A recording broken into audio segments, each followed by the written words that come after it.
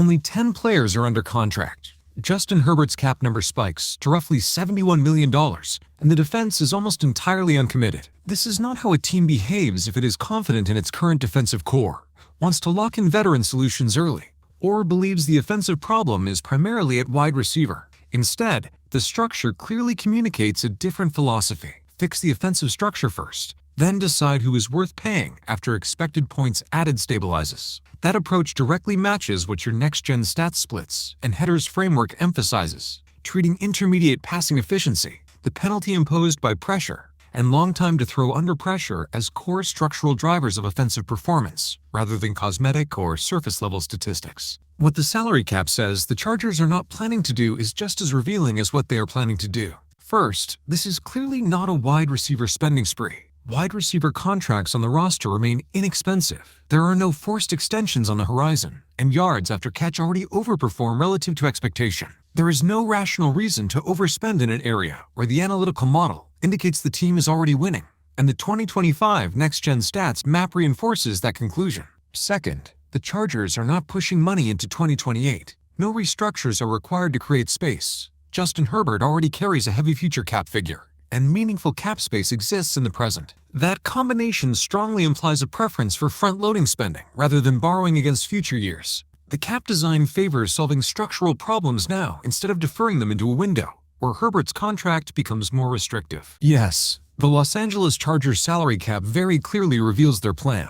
This is not a rumor level or speculative approach. It is a structural plan, and it aligns almost perfectly with what your 2025 next-gen stats offensive data and pressure metrics indicate the team must address. The salary cap shows what problem the Chargers themselves believe is real. According to your 2025 next-gen stats living map, the offense posted -0.10, expected points added per pass, a quarterback pressure percentage of 42.5%, and a sack rate of 9.5%, while facing blitzes on only 31% of dropbacks. At the same time, the unit generated plus 299 yards after catch over expected, an elite figure. That combination is highly diagnostic. This is not a blitz problem, not a receiver yards after catch problem, and not a rushing expected points added problem. It is a pressure timing and protection collapse problem. Your own network map explicitly defines the causal chain as box count, leading to run outcomes, which set constraints, which then affect pressure, coverage, expected points added, and ultimately points scored. The key question, then,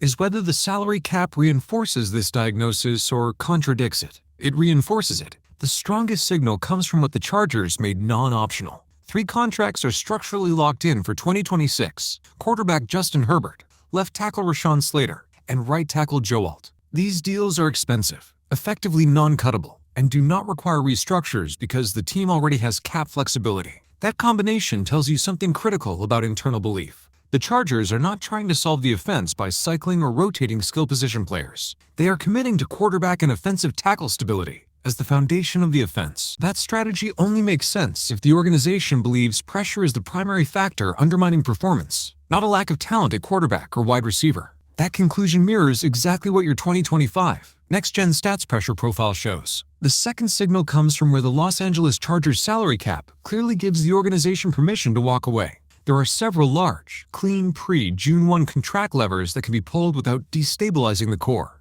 Safety Derwin James carries an approximate cap hit of $24.6 million with roughly $17.5 million in potential savings. Offensive lineman Becton has a cap hit of about $12.2 million with $9.7 million in savings. Cornerback Dante Jackson sits at roughly $8.5 million with $6.0 million in savings. Center Bradley Bozeman carries a $6.9 million cap hit with $5.9 million in savings. Tight end Will Dissly accounts for about $5.5 million with $4.0 million in savings. In total, that is approximately $43 million of optional money. What matters just as much is who does not appear on this list. Quarterback Justin Herbert, left tackle Rashawn Slater, right tackle Joe Alt, and young wide receivers on rookie contracts are all absent. The message from the cap structure is unambiguous. The Chargers are willing to sacrifice secondary pieces, mid-tier veterans, and non-core defensive contributors before they weaken pass protection or disrupt the quarterback ecosystem. That is not accidental or reactive.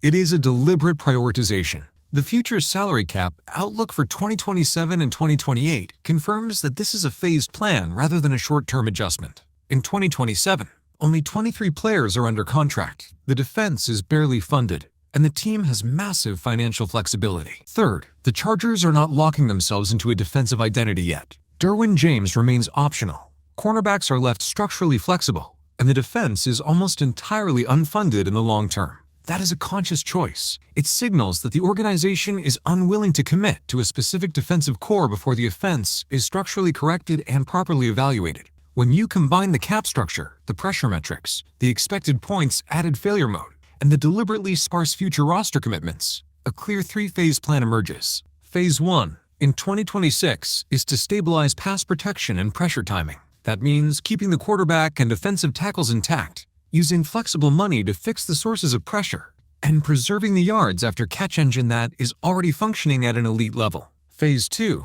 in 2027, is to evaluate which players actually improve expected points added once pressure is reduced. Only then do extensions for wide receivers or defenders make sense, and the team avoids paying players whose apparent value is inflated by chaotic offensive conditions. Phase 3, beginning in 2028 and beyond, is to build the final version of the roster around Justin Herbert, grounded in known offensive efficiency rather than guesswork. This is exactly how analytically aligned teams behave. Diagnose the true constraint, fix the structure first, and only then commit long-term resources once performance is stable and measurable. Final verdict. Yes, the salary cap very clearly reveals the Chargers' plan. And the most important takeaway is that the salary cap and your next-gen stats data are telling the same story.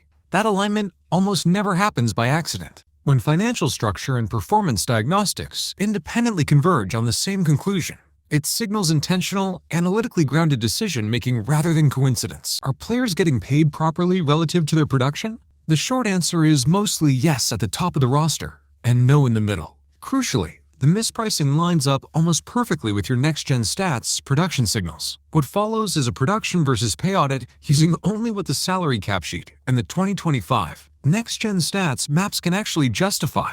No narrative bias, no box score inflation, and no reputation-based assumptions. The first principle is critical. Players should not be paid for raw volume, reputation, or the perceived difficulty of their role. They should be paid for marginal impact on expected points added, for their ability to reduce pressure on offense or create pressure on defense, for efficiency on intermediate downs, and for the structural leverage they provide within the offense-defense feedback loop. Your own next-gen stats framework enforces this logic by design. Structural inputs and stress response features determine winning, not surface-level outcomes. Pay, therefore, should be judged relative to marginal structural value, not raw talent or visibility. Under that framework, Justin Herbert is paid appropriately. His contract carries a massive cap hit, but the next-gen stats data show the offense collapsing before the quarterback due to pressure timing failures. The negative expected points added per pass is upstream of Herbert, not driven by his decision-making or execution.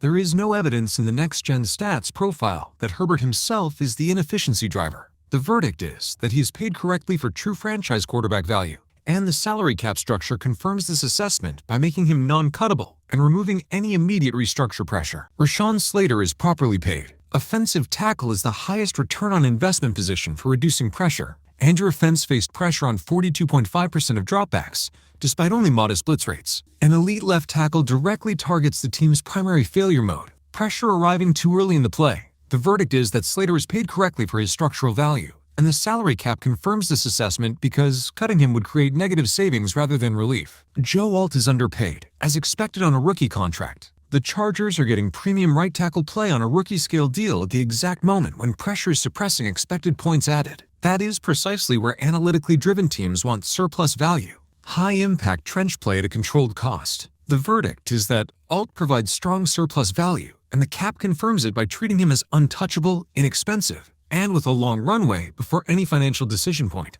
Ladd McConkey and the other young wide receivers are appropriately cheap. The offense already overperformed in yards after catch, posting plus 299 yards after catch over expected, which indicates that receiver production after the catch is not the limiting factor. There is no evidence in the next-gen stats data that wide receiver separation or run-after-catch ability is constraining the offense. The verdict is that it is correct to keep this group inexpensive for now and evaluate them later, once pressure conditions stabilize. The clearest mispricing relative to production appears in the middle tier, where the cap and the next-gen stats diagnostics begin to diverge. Becton is likely overpaid relative to his impact. He carries a cap hit of roughly $12.2 million, and interior offensive line play is the most common source of quick pressure. Your next-gen stats profile shows a high quarterback pressure percentage, fast time to pressure, and sacks occurring without heavy blitzing. If interior pressure remains elevated, that strongly suggests Becton is not returning value commensurate with his cost. The salary cap structure agrees with this assessment by providing a clean $9.7 million in savings if the team moves on, which signals deliberate optionality. The verdict is that Becton is overpaid unless the pressure metrics materially improve. Bradley Bozeman appears borderline overpaid relative to his measurable impact. He carries an approximate $6.9 million cap hit, but the center position only earns surplus value if it produces clear improvements in protection communication, a declining sack rate, and an increase in time to pressure. The next-gen stats data do not yet show those outcomes. The verdict is that Bozeman is being paid for the importance of the role, rather than for demonstrated results, and the salary cap agrees with that assessment by making it easy to move on without structural damage. Will Dissly is mispriced for his actual impact, with a cap hit of roughly $5.5 million. A tight end at that salary level needs to justify the cost by materially helping in pass protection or consistently serving as a fast, reliable outlet when pressure arrives. If pressure and sack rates remain at elite bad levels, his contract functions inefficiently. The verdict is that Dissly is paid as a solution, but is producing more like a luxury, and the cap structure confirms this by providing a clean exit option. The biggest mismatch on the roster is Derwin James. With a cap hit of approximately $24.6 million, his defensive value must justify explosive play prevention, negative play creation, and genuine structural flexibility. However, the Chargers' primary problem is not defensive explosiveness. It is offensive expected points added collapse driven by pressure. High salary safeties do not reduce offensive pressure, do not increase offensive expected points added, and do not stabilize offensive efficiency. Even if Derwin James is a good or very good player in isolation, his marginal value relative to his cap hit is misaligned with the current needs of the roster. The verdict is not that he is a bad player, but that he is mispriced for the specific team state, and the salary cap confirms this by preserving a $17.5 million savings lever for a reason. Finally, several players are correctly left uncommitted, which is a subtle but important signal of sound process. Quentin Johnston, Dante Jackson, and multiple mid-tier defensive contributors have not been rushed into extensions. The reason is straightforward. The next-gen stats data do not yet show that they materially improve expected points added or meaningfully change the team's response to pressure, and preserving cap flexibility remains more valuable than locking in uncertain returns. This restraint reflects discipline rather than indecision, and it is exactly what an analytically aligned roster building process should look like. Taken together, the aggregate verdict by position group makes the pattern unmistakable. On offense, quarterback pay aligns correctly with production and structural impact, and defensive tackle spending is also correct given its outsized role in pressure reduction. Interior offensive line spending, however, is overpaid relative to measurable outcomes, as pressure timing and sack rates have not improved. Wide receivers are priced appropriately on the cheap, reflecting the fact that yards after catch already overperform and are not the binding constraint. Tight end spending is mispriced, with contracts structured more like solutions than the data-supported impact they currently provide. On defense, the value distribution tells a complementary story. Edge defenders on inexpensive deals represent good value, particularly given their ability to create pressure without large cap commitments. The secondary, by contrast, is expensive relative to the team's most urgent needs, as high-cost coverage pieces do not address the offense's primary failure mode. Linebacker depth sits closer to neutral, providing functional utility without driving either surplus or drag-on structural efficiency. The broader conclusion is the part that truly matters. The Chargers are paying correctly at the foundation of the roster and incorrectly at the margins. That is exactly what the salary cap structure itself implies. The core is locked in. Mid-tier contracts are intentionally optional. The defense is left flexible, and pass protection is implicitly prioritized, even when it is not stated outright. The answer, therefore, is not a simple yes or no. The more accurate assessment is that the Chargers are paying the right players, but not always paying them for the right reasons. Importantly, the salary cap already contains the escape hatches needed to correct those misalignments without tearing down the core of the roster. Your 2026 salary cap snapshot checks out. Over the cap's Los Angeles Chargers cap page shows the same top-line figures you cited for the 2026 season. Total cap liabilities of $212,673,790. A top 51 figure of $212,195,613. and total team cap space of $86,327,989. The spending split also aligns, with approximately $130.58 million allocated to the offense, $71.09 million to the defense, and $10.53 million to special teams. In short, the cap snapshot itself is verified against a current public source and is accurate. The reasoning behind the plan is also consistent with what your 2025 Next-Gen Stats map shows. The map reports minus 0.10 expected points added per pass, a quarterback pressure rate of 42.5%, and a sack rate of 9.5%, all of which indicate a severely stressed passing environment. At the same time, yards after catch over expected sits at plus 299, which reflects strong after the catch production. Average separation is listed at 3.2 yards, but the map itself cautions against treating that number as causal without deeper splits in context. Taken together, these metrics are internally consistent. The Chargers can create after the catch, but they are operating in too many pressure dropbacks for that strength to translate into efficient passing offense. When you compare pay to production, the clearest cases of players not being compensated in line with on-field results appear along the interior offensive line, combining 2026 cap hits from over the cap with 2025 blocking production from your Pro Football Focus integrated files makes the mismatch clear. Becton carries a 2026 cap hit of approximately $12.2 million.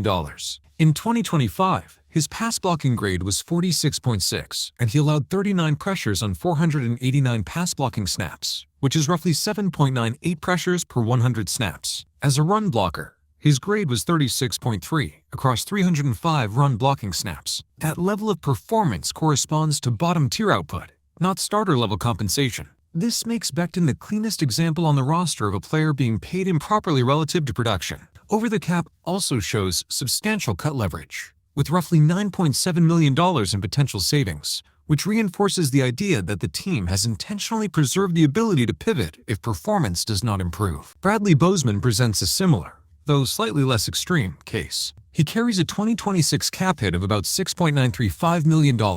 In 2025, his pass blocking grade was 45.6, with 36 pressures allowed on 699 pass blocking snaps, or about 5.15 pressures per 100 snaps. His run blocking grade was 50.0 over 419 run blocking snaps. Again, that production does not justify being paid as a clear starter-level stabilizer on the interior. Over at the cap's calculator shows meaningful savings of approximately $5.875 million if the team moves on, which aligns with your earlier figures and supports the conclusion that his contract is intentionally optional. The verification verdict on the offensive line is therefore strong. Both Becton and Bradley Bozeman are not being paid in line with their 2025 on-field blocking production, and the salary cap structure itself preserves the flexibility to correct those mismatches if the performance profile does not materially change. Several players on the roster are clearly paid well, or even underpaid, relative to their on-field production. Joe Alt stands out as strong value, even with a smaller 2025 sample. His 2026 cap hit is approximately $9.043 million,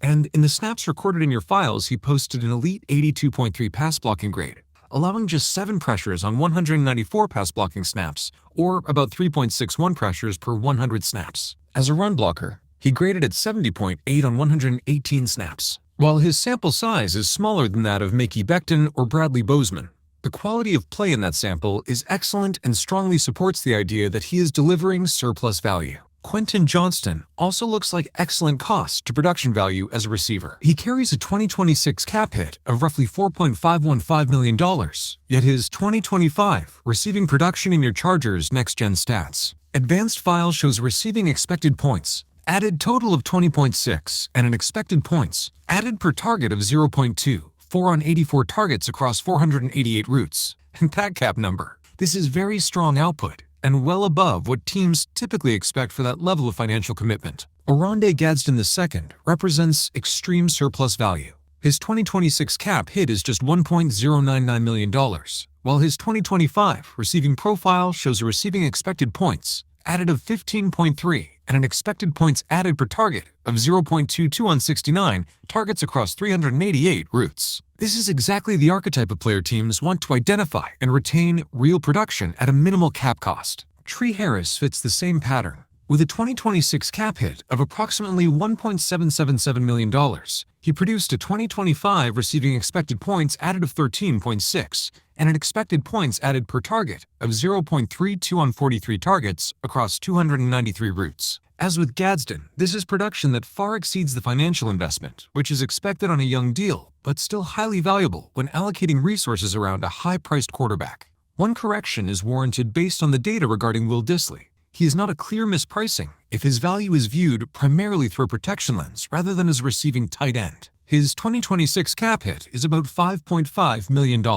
As a receiver in 2025, his volume was modest, just 16 targets for a receiving expected points added of 1.7. However, your Pro Football Focus blocking files show a pass blocking grade of 74.3, albeit on a very small sample of 12 pass blocking snaps, and a run blocking grade of 61.7. If the team is paying him to be a secondary receiving tight end, the contract is difficult to justify. If instead he is valued as a protection-oriented, edge-setting tight end in a pressure-heavy offense, the case for his contract becomes more defensible. The verification verdict on Dissly, therefore, is that the overpaid label is not cleanly supported unless blocking value is ignored. There are also limits to what can be fully verified with the files you have provided. For Derwin James, for example, his cap hit of approximately $24.606 million can be verified through over the cap, but you have not supplied player-level defensive production metrics, such as coverage, expected points added allowed, target rate allowed, or Pro Football Focus defensive grades.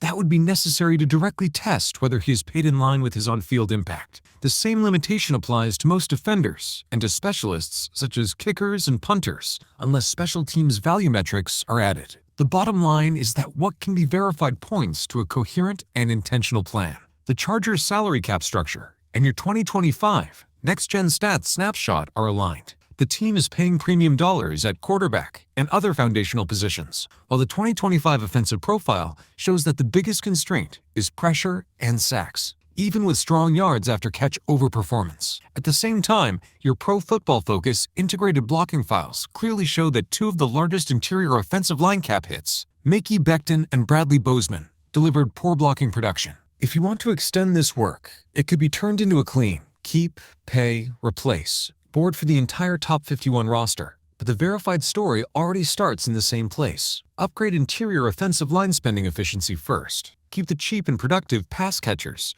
and protect the Justin Herbert investment above all else. Here is the keep pay. Replace logic rewritten as a clear, narrative explanation that preserves your analytical framework and the conclusions implied by your next-gen stats models and files. This board is built directly from what your data says the 2025 Chargers offense actually was: a negative expected points added per pass unit operating under extreme pressure and sack rates, but with strong yards after catch over expected. That combination dictates priorities. Pressure reduction must come first, while players who already produce efficiently, especially under stress, should be protected and extended. Your network model reinforces this by placing pressure timing upstream of expected points added, meaning players who reduce pressure or still generate value despite it deserve investment. Your splits dictionary further tightens the filter by identifying intermediate passing, particularly throws in the 10 to 19-yard range, as the strongest correlate with winning. That makes efficient target earners, not raw volume receivers, the most valuable offensive assets. Using your uploaded receiving and blocking files alongside the 2026 cap hits and pre-June 1 savings you provided, the pay tier becomes very clean. Quentin Johnston clearly qualifies as a player worth paying. With a 2026 cap hit of roughly $4.5 million, he produced a receiving expected points added of 20.6 and an expected points added per target of 0.24, while also contributing positively in yards after catch over expected. That profile fits exactly what your model demands: an efficient target earner who helps repair passing expected points added without requiring a clean pocket on every snap. His production aligns with the mandate to fix passing efficiency rather than chase volume. Tre Harris is an even stronger efficiency case. His 2026 cap hit is under $2 million, yet he posted a receiving expected points added of 13.6 with an expected points added per target of 0.32, the highest efficiency mark in your receiver file. This is precisely the kind of player an analytically aligned team prioritizes: high marginal expected points added at a minimal cap cost, especially valuable in an offense trying to stabilize intermediate passing. Gadsden II represents one of the clearest surplus value players on the roster. At just over $1.1 million against the 2026 cap, He generated 15.3 receiving expected points, added with a solid expected points, added per target of 0.2, 2 and excellent yards after catch over expected. From a receiving perspective, this is a player you keep and build around. Your blocking file does show weaker run blocking grades, which suggests a complementary role rather than an every down solution, but as a receiving tight end producing real, expected points added on a cheap deal, he is firmly in the pay bucket. Tuli Tuipulotu lands in the pay category for structural roster reasons, even without player-level pass rush metrics in the files you shared. He is a premium edge defender on a very cheap contract, and the broader cap context matters here. You cannot realistically head into 2027 and 2028 with no core defenders under contract, even absent granular pressure creation data. The combination of positional value, cost, and future roster scarcity makes him a logical extension candidate within your framework. Stepping back, this pay group is entirely consistent with your models. Every player either produces positive expected points added efficiently under stress, provides surplus value at a premium position, or fills a structural role the roster cannot afford to lose given the future cap landscape. None of these recommendations are driven by reputation or box score volume. They are driven by marginal impact on expected points added, pressure tolerance, and roster leverage, exactly as your next-gen stats maps intend. Our replace means cut, trade, or let the player walk, or add a clear upgrade. Because the 2026 cap hit does not match what your 2025 production files show, or because the contract is an intentionally easy lever. If all of the following were executed as pre-June 1 moves, your sheet implies roughly $30.9 million in total cap savings. Becton is the cleanest replacement case on the roster, with a 2026 cap hit of about $12.2 million and pre-June 1 savings of roughly $9.7 million. His 2025 blocking production does not justify the cost. Your Pro Football Focus integrated file shows a pass blocking grade of 46.6, nearly 8 pressures allowed per 100 pass blocking snaps, and a run blocking grade of 36.3. This is the most direct example of paid more than production, and it maps exactly to your core problem. Pressure arriving too quickly and collapsing passing expected points added. Bradley Bozeman also falls into the replace category. His 2026 cap hit is just under $7 million with nearly $5.9 million in savings available. In 2025, his pass blocking grade was 45.6 with about 5.15 pressures per 100 pass blocking snaps, and his run blocking grade sat at 50.0. Given that pressure reduction is priority number 1, according to your network model, interior offensive line upgrades are the most efficient place to reallocate resources. Dante Jackson is a replacement primarily for cap and roster flexibility reasons. He carries an $8.5 million cap hit with about $6.0 million in savings. You did not provide cornerback level production files here, so this is not a judgment of poor play, as much as a recognition that he is a replaceable veteran if funds are needed to address the trenches. J.K. Scott is another clean lever. His $3.8 million cap hit comes with roughly $2.85 million in savings, and without special teams value metrics provided. He profiles as a replaceable veteran role rather than a structural priority. Troy Dye fits the same pattern, at $3.75 million against the cap with about $3.0 million in savings and no linebacker value file supplied. He represents depth that can be replaced cheaply if resources are needed elsewhere. Bud Dupree is similarly categorized. His 2026 cap hit is approximately $3.74 million with nearly $3.5 million in savings. Without edge rush production data in the files you shared, the logic here is again role-based and financial. He is a replaceable veteran rather than a foundational piece. Keep means retain the player on the current deal, either because the contract is core and non-cuttable, or because the player is inexpensive enough to be good roster value even if they are not a long-term answer. At the core, do not mess with it. Level are Justin Herbert, Rashawn Slater, and Joe Alt. This trio perfectly matches your next-gen stats diagnosis. If pressure is killing, expected points added per pass, you do not weaken the quarterback or the offensive tackles. There are also big cap players who remain keeps, but with important evaluation notes. Derwin James should be kept for now, but he represents a major decision fork. Your cap sheet shows enormous savings if you move on, and without player-level defensive value metrics, such as coverage, expected points added allowed, you cannot be definitive yet. Elijah Molden is a clear keep because your sheet shows essentially no meaningful savings. Cameron Dicker is also a keep, as no kicker value file was provided, and there is no obvious inefficiency signal. Will Disley remains a keep if, and only if, he is genuinely part of the pressure solution. Your files show strong blocking grades, though the pass blocking sample is small, while his receiving expected points added is modest. Finally, several skill and young offensive players should be kept because they fit the yards after catch and efficiency theme at a low cost. Ladd McConkey is a keep. His expected points added per target was low in your file, but his yards after catch over expected was strong, and he is cheap. Omarion Hampton is effectively non-cuttable under your cap math and should be developed rather than discarded. Darius Davis is inexpensive depth and worth keeping. Keandre Lambert-Smith should be kept as a developmental player. His 2025 receiving efficiency in your file was poor, but the sample was tiny and the cap cost is minimal. Viewed as a whole, this board is internally consistent with your models. You are protecting the quarterback and tackle foundation, preserving cheap players who create efficiency or yards after the catch, and identifying interior offensive line and replaceable veterans as the primary sources of cap reallocation to fix the pressure problem upstream of expected points added. All of the players listed here fall into the same logical bucket: cheap defenders, rookies, and depth pieces whose contracts make them easy, keep decisions purely on value and flexibility grounds. Diane Henley, Junior Colson, Jamari Caldwell, Justin Eboigbe, Kyle Kennard, Scott Matlock, Tarheeb Still, Cam Hart, Ben Cleveland, R.J. Mickens, Eric Rogers, Savion Washington, Nico Reed, Jordan Oladukin, Josh Fuga, Marlo Wax, Tanner McLaughlin, Peter Bowden, Garmin Randolph, Thomas Yasmin, Isis Waxter, DJ Weigale, DeLevin Campbell, Tara Edwards, Josh Kaltenberger, Luke Grimm, Branson Taylor, Emily Johnson, Amar Johnson, and Jaquai Jackson are all inexpensive enough that their downside risk is minimal. Your cap math makes these players easy value.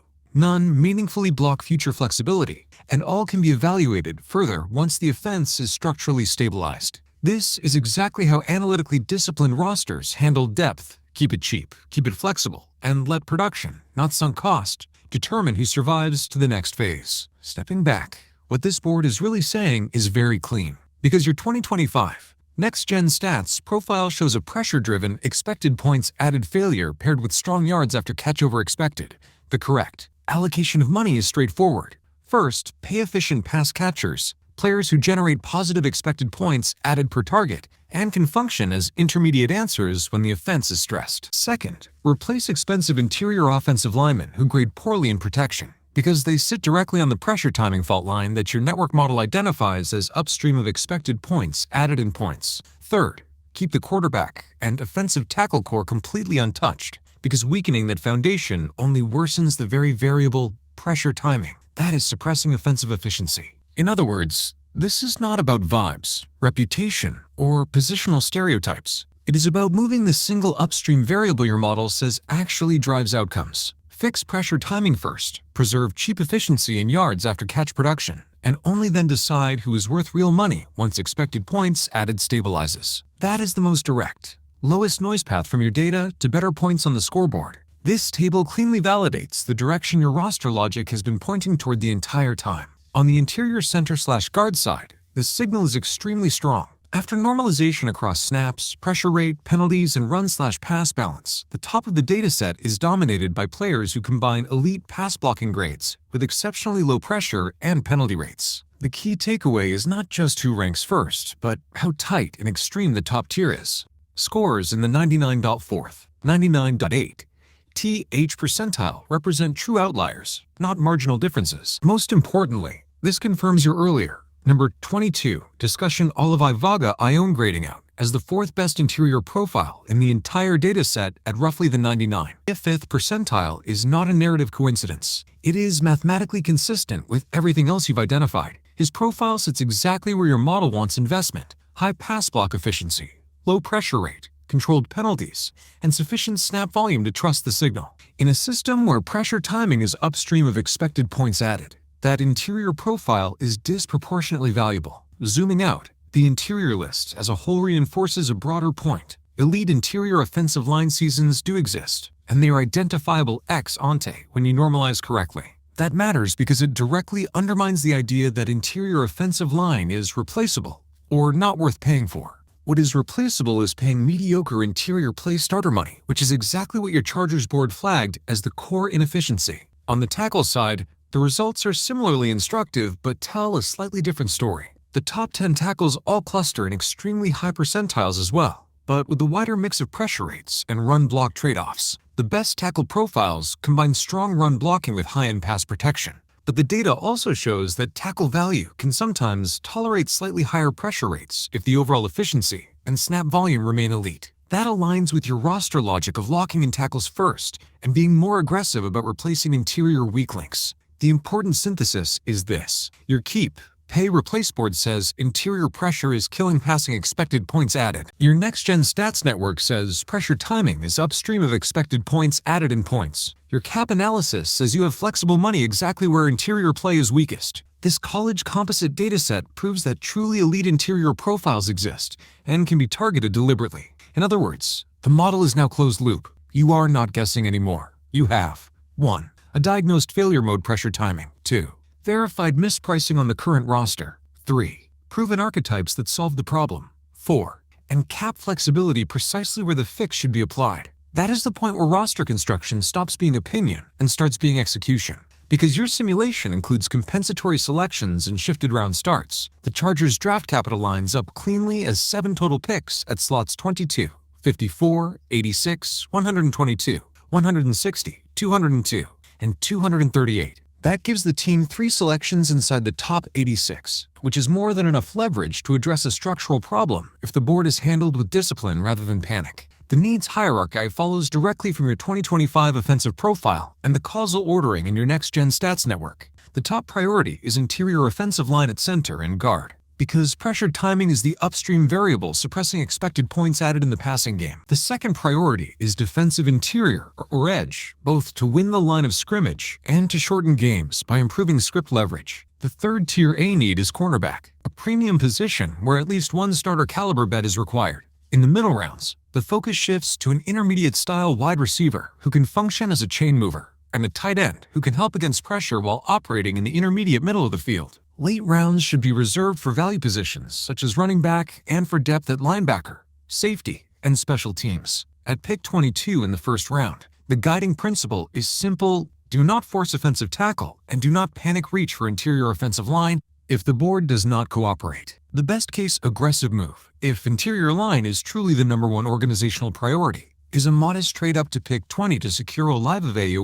In your simulation, he goes at 20 and stands out as the only true top-tier interior offensive line profile in the early 20s. A 2-spot move to secure that player would be targeted aggression, not recklessness, and it would directly address the pressure timing failure mode your model identifies. If the Chargers stay at pick 22 and do not trade up, the board offers cleaner value paths than forcing interior line. The strongest overall fit at that slot is Caden McDonald, a defensive interior player who goes at 25 in your simulation and is therefore available at 22. Defensive interior talent thins out faster than center and guard in this class, and selecting McDonald allows the team to address interior offensive line deliberately in rounds 2 through 4 without sacrificing trench quality. If the preference is to address the secondary, Colton Hood at cornerback is also available at 22. Offering a premium position investment while still leaving multiple interior offensive line options later. If pass game help is desired, Denzel Boston at wide receiver provides a potential top 2 receiver outcome, but that choice comes with a hard constraint. Center or guard must then be addressed by round 3 at the latest. What should be avoided at pick 22 is spending a first-round selection on offensive tackle unless the roster plan fundamentally changes. With the quarterback and tackle positions already locked in as the foundation, a round 1 tackle only makes sense if the team is planning a position conversion or intentionally building a 3-tackle offense, neither of which aligns with the current cap structure or pressure diagnosis. The rule that keeps the board honest is straightforward. If the Chargers do not land Ione, they should not panic reach for interior offensive line in round 1. Instead, they should take a defensive interior or cornerback at 22 and then solve center and guard methodically in rounds 2 through 4, where your dataset shows multiple viable pressure reduction profiles. That approach preserves value, respects positional scarcity,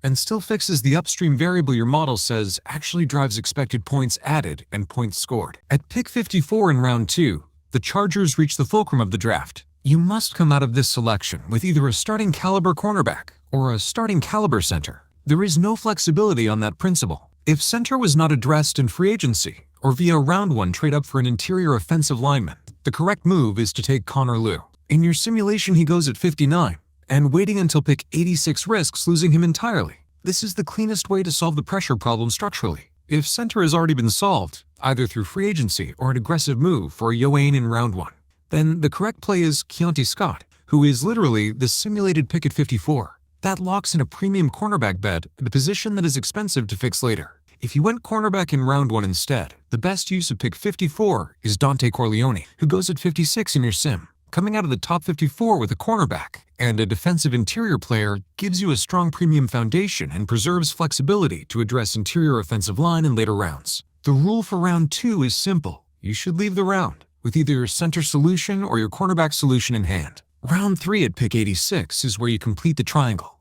By this point, the goal is to ensure you have interior offensive line addressed and to fill in the remaining premium needs among defensive line, cornerback, and potentially wide receiver. If guard is still a need, Chase Bisontis is the ideal timing pick, going at 87 in your simulation and offering a legitimate starter caliber guard bet. If cornerback is still unresolved, D'Angelo Pons, who is the simulated pick at 86, fits cleanly, especially if you already secured defensive interior and center earlier. If defensive interior remains the missing piece, Darrell Jackson Jr., who goes at 92, becomes the correct choice to avoid leaving the trenches thin. There is also a wide receiver value option in Deion Burks, who goes at 95. But that path only makes sense if interior offensive line is already fixed, and at least one of defensive line or cornerback has been addressed. The rule for pick 86 is that by the end of round 3 you should have at least one interior offensive lineman, plus 2 of the following 3, defensive line or edge, cornerback, and wide receiver. Round 4 at pick 122 is about adding a pressure helper or a depth starter rather than chasing raw upside. This range in your simulation is ideal for tight end, a second defensive interior, or offensive line depth. Joe Royer is a strong fit here, as tight ends are underrated pressure reducers through chips, quick outlets, and seam routes. Tim Keenan III is the correct choice if you only took one defensive lineman earlier, as double dipping on the interior is often the smart play. Keelan Rutledge fits cleanly if you secured a center but not a guard, or if you simply want depth insurance along the interior offensive line. If wide receiver was not addressed in the first 3 rounds, Bryce Lance or Eric McAllister become reasonable additions at this point. The guiding rule for pick 122 is to take the best available option among tight end, defensive interior, guard, or wide receiver based entirely on which problems you did not solve earlier, keeping the draft aligned with the pressure-driven priorities your model identifies. If running back has already been addressed elsewhere, there are still useful fallback options on your board, including Eric Gentry at linebacker, Bryce Foster at center, or Jair Hill at cornerback. The guiding rule for pick 238 is to default to running back unless you are still missing a starting caliber lottery ticket at linebacker, center, or cornerback. 2 draft paths clearly rise above the rest in your simulation, and both stay faithful to the same underlying principle: fixed pressure timing first, then layer in support. Plan A is the trenches first approach and is the most conservative, pressure-correcting path. At pick 22, the Chargers select Caden McDonald on the defensive interior, immediately strengthening the line of scrimmage and improving game control. At pick 54, they take Connor Lew at center, directly addressing the interior pressure problem structurally. Pick 86 is used on Chase Bisontis at guard, completing the interior offensive line fix within the top 3 selections. From there, pick 122 adds either Joe Royer at tight end, an underrated pressure helper through chips and quick outlets, or Tim Keenan III as a second defensive interior body. Pick 160 brings in Chase Roberts for wide receiver depth and competition. At pick 202, the team adds either Jedin Lucas at cornerback or Ethan Onionu at guard, depending on whether secondary depth or interior insurance is still needed. The draft closes at pick 238 with Noah Whittington at halfback, a late, low-cost upside play. The outcome of this plan is clean. You exit the top 3 rounds with center, guard, and defensive interior locked in as the core fixes. Then spend the rest of the draft adding complementary depth at tight end, wide receiver, cornerback, and running back. Plan B is the aggressive interior offensive line path and hinges on trading up. The Chargers move up to pick 20 to select Oliva Vega-Yuan, the lone truly elite interior offensive line prospect on your board. With that foundational piece secured, pick 54 is used on Keontae Scott at cornerback, locking in a premium coverage bet. At pick 86, the team can choose between Darrell Jackson Jr. on the defensive interior or Chase Bisontis at guard if they want to double down on interior offensive line strength. Pick 122 adds Joe Royer at tight end to help against pressure and in the intermediate middle. At pick 160, the Chargers either secure Logan Jones at center to complete the interior trio or take Chase Roberts if center has already been handled elsewhere. Pick 202 becomes a rotation or depth choice, with Rashawn Benny on the defensive interior or Jedin Lucas at cornerback. And pick 238 again lands on Noah Whittington at halfback. The outcome here is slightly different in structure, but similar in intent. You draft the one elite interior lineman in the class, then deliberately backfill center, defensive interior, and secondary depth while keeping the offense pressure resilient and the roster flexible. Both paths arrive at the same destination. Plan A spreads the investment across multiple trench spots early, while Plan B concentrates it into one elite interior offensive line acquisition and builds around it. Either way, the draft remains aligned with your model. Reduce pressure timing first, protect the quarterback, and only then worry about peripheral production.